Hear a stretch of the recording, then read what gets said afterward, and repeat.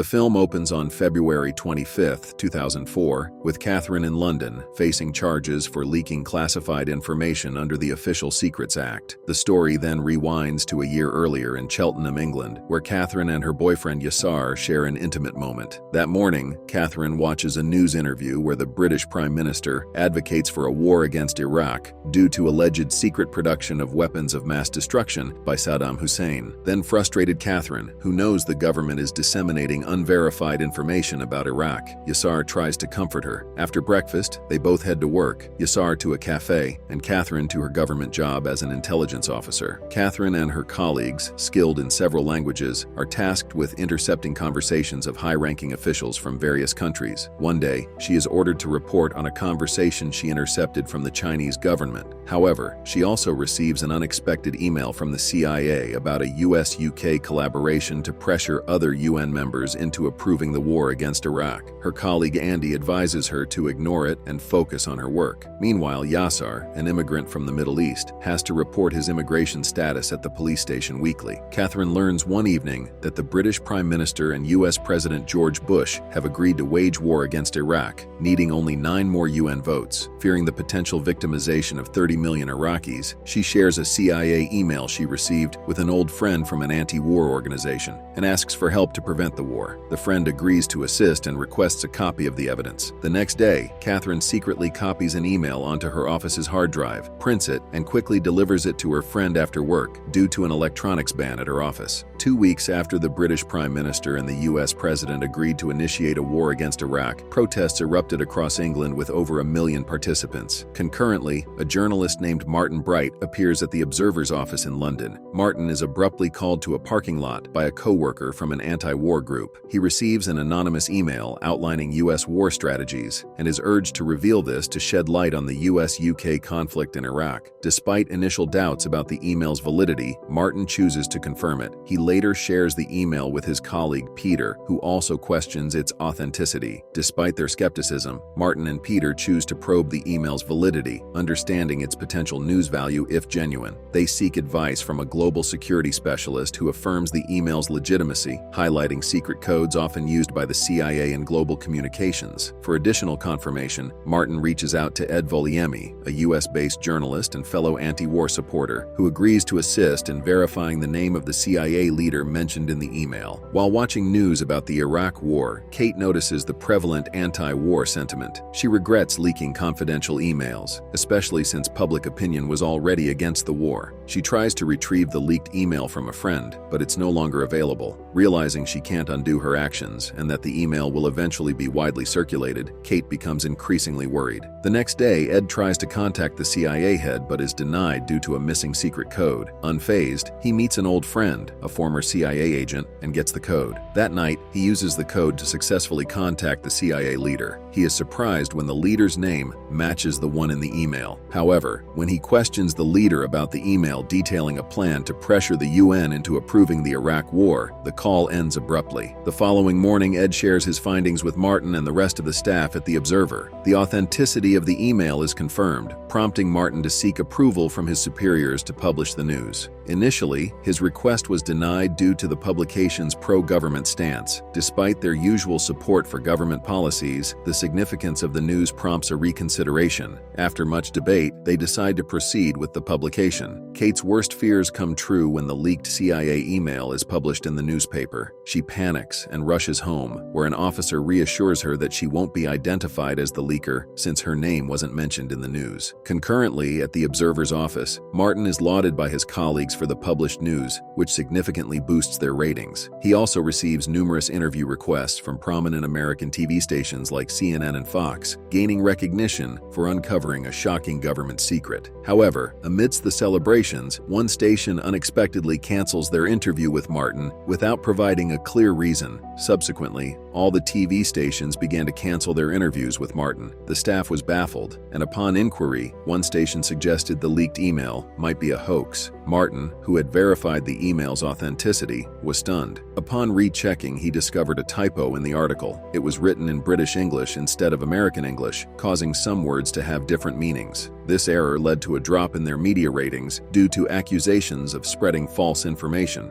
The news about the leaked CIA email reached the British government, prompting a Ministry of Defense officer to investigate the matter at Catherine's office. During the initial investigation, an officer interrogated all staff members at the office. When it was Catherine's turn, she was taken aback by the officer's detailed knowledge of her past, including minor family details. Despite her anxiety, she managed to maintain her composure and left the interrogation without arousing suspicion. That night, consumed by worry, Catherine lost her appetite and took the following day off to rest due to mental exhaustion. Upon watching the news, Catherine realized that her efforts to provide evidence were undermined by a simple typographical error. When Yassar returned from work, she expressed her intention to reveal the truth the next day. Catherine felt a responsibility to convince the public of the truth and prevent the war, or risk the lives of millions of Iraqis. She understood that her testimony could validate the authenticity of the email. However, Yassar was taken aback by her decision and urged her to keep it a secret until the investigation concluded, arguing that she alone couldn't stand against the government. Despite Yassar's advice, Catherine couldn't suppress her guilt about the potential war victims. Gathering her courage, she decided to confess her actions. That afternoon, Yassar returned home to find police officers searching their house. He was shocked and demanded to know where Catherine was. Upon learning she was at the police station, he rushed there. Although he was not allowed to touch her, he tried to comfort her and offered his jacket for the cold cell. During a thorough interrogation the next morning, Catherine, who didn't have a lawyer, was assigned an amateur one. When questioned about her motives, she stated that her job was to protect the British people, not deceive them or cause innocent deaths. Despite her explanations, suspicions remained, with Yassar, her Muslim husband, being implicated as the possible mastermind. Catherine vehemently denied his involvement, arguing that his immigrant status and Muslim faith didn't make him guilty. She emphasized that Yassar and his family were victims of Saddam Hussein's regime, making it unlikely that he influenced her actions. Post-interrogation, Catherine was allowed to return home as her case was still under investigation. Her assigned lawyer, inexperienced in serious cases, apologized for his silence during the interrogation and referred her to a senior lawyer experienced in major human rights cases. Later, at a cafe, Catherine and Yassar were taken aback by news that the US and UK were proceeding with their attack on Iraq, despite lacking the required UN votes, leaving Yassar upset with the government's actions. Kate's friend visited and revealed that despite the office staff being treated poorly due to the email leak, they harbored no resentment towards Kate. Instead, they felt guilty for remaining silent while Kate fought against the government alone.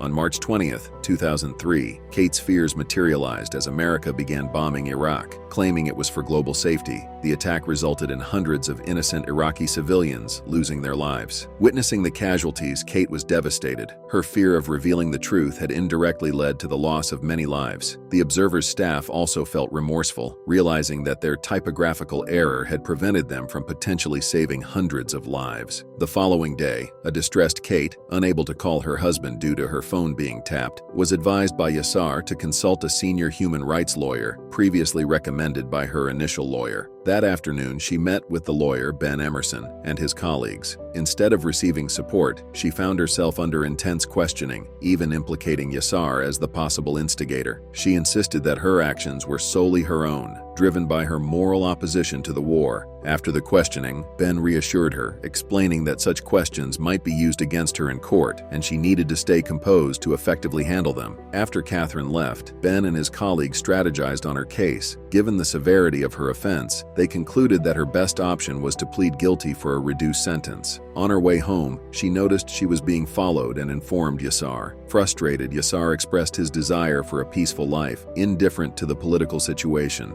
Catherine, however, felt justified in her actions and had no regrets about leaking the email. Her only regret was not informing the public sooner. Amid their argument, a detective arrived, informing them of ongoing surveillance on Catherine, making her feel like a fugitive. The detective offered Catherine a deal: stop consulting with Ben, cease leaking confidential documents, and maintain her silence in exchange for her freedom. The detective assured her that the case wouldn't go to court under these conditions. Catherine agreed, but decided she would seek Ben's help again if she was still prosecuted. A few days later, Ken McDonald, an old friend of Ben's who now worked for the government, visited Ben. He warned Ben against assisting Catherine further, believing that anyone who leaked confidential state documents should face severe punishment. However, Ben remained committed to helping Catherine, vowing to support her if her case went to court. After 6 months of relative calm, Catherine received a call from Ben with distressing news. The government had filed a lawsuit against her, and the media was already reporting it. At the Observer's office, Martin was crafting an article in support of Catherine, portraying her as a hero who dared to reveal the government's dark secrets. However, Catherine's ordeal continued. While Yasser was reporting his immigration status, he was abruptly arrested and informed of his immediate deportation. This left Catherine in a state of panic, uncertain about her next steps. Yasser was without his phone and money, causing Kate to worry about his potential deportation. She sought help from a man who had assisted with their marriage. He contacted immigration, asserting that Yasser couldn't be deported as their marriage was legally recognized. He threatened to sue for state bullying if they persisted. This led to Yasser's release. However, due to the late hour, Yasser's release letter hadn't been delivered to the airport immigration office, prompting Kate to decide to deliver the news herself. The following day, Catherine, accompanied by Yasser, visited Ben's office. She expressed her desire to reveal the truth to the public, but Ben discouraged her, fearing it could backfire, especially given Yasser's Muslim faith. Ben suggested that pleading guilty was her best option, but Catherine refused, believing her actions to prevent the war were justified. They began exploring other options. Ben then had a thought. If the war was illegal, Catherine's actions could be seen differently. He recalled a government legal advisor who had resigned before Catherine's case and speculated that this individual might have information proving the war's illegality. Ben met with a former government legal advisor to discuss the legality of the Iraq War and the reasons for his resignation. This meeting provided Ben with the evidence needed for Catherine's trial. The next day, Ben enlisted the help of Martin, an acquaintance, to investigate Iraq's alleged possession of weapons of mass destruction and the UN's approval of the war. Martin agreed to assist. A few days later, Martin informed Ben that his colleague Peter, who was reporting from Iraq, found no evidence of weapons of mass destruction. Ed, a journalist in America, reported that the UN's sudden approval of the war was due to suspected coercion of the Attorney General by the US government. With this information, Ben had enough evidence for court, but it wasn't quite strong enough. He asked Catherine to choose between fighting the trial with their current evidence or pleading guilty for a lighter sentence. If she won, she'd be free, but a loss would result in a harsher sentence. On the day of Catherine's first trial, she met Martin at the courthouse. Martin, who viewed Catherine as a hero for her courage to stand against the government, thanked her for changing everyone's perspective with the evidence she provided. Martin, a journalist, found the courage to criticize the government, which deeply moved Catherine. Before entering the courtroom, she called her husband, Yasser, who could only offer his prayers and support from home due to his concealed Muslim status. As Catherine prepared to make her statement in court, Ken, the government's lawyer, announced the cancellation of the lawsuit against her, leaving everyone, including the judge, perplexed. Ken refused to provide further explanation. Ben deduced that the government canceled the trial due to the significant public attention on Catherine's case and fears of backlash over rumors of an illegal war. Unable to intervene, the judge canceled the trial, and the movie ends by resulting in Catherine's freedom. And with that, the movie ends. We hope you enjoyed our video. Watch the next recaps on the screen and don't forget to subscribe for more amazing recaps. See you in the next one.